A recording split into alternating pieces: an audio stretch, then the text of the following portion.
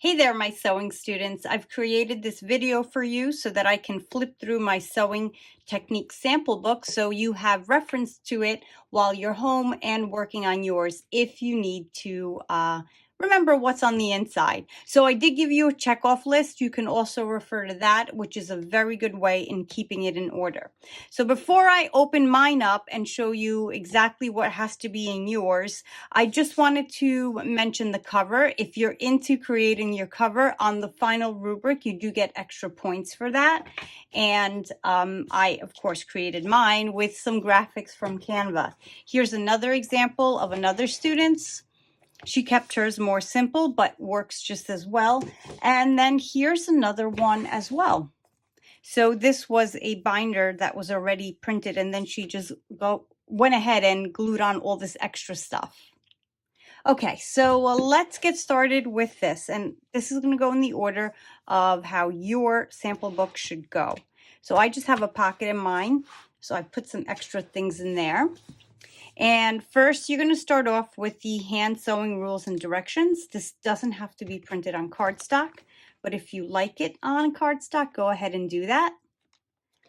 And then next is your hand samples or your hand stitching samples. Then your hemming stitches, all mounted on cardstock. And then your hand sewing rubric of all the samples we just passed. Of course, yours will be completed. Then your buttons page of your sample sewing of buttons. Then your felt pocket pattern and your felt pocket rubric. Then you have your sewing machine handouts with the callouts and your practice sewing sheets next. Then we get into seams and all your seam samples, again on cardstock, and your seam finishes and your encased seams. Then we have the fabric direction example sheet that will be filled out in class. And then you should have printed out and put into sheet protectors the shaping devices presentation. So it may look like this, or it may be a different looking presentation, but as long as you have it, that's what is important.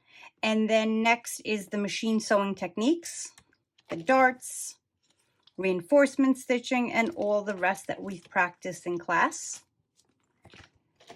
And then you have parts of the pattern where you'll be filling out your notes in class as we go over all the things about a commercial sewing pattern.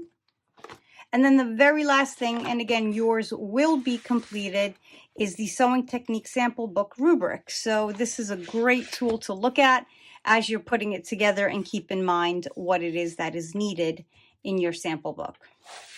So I hope this video helps you and you found it useful, and I will see you in the next class.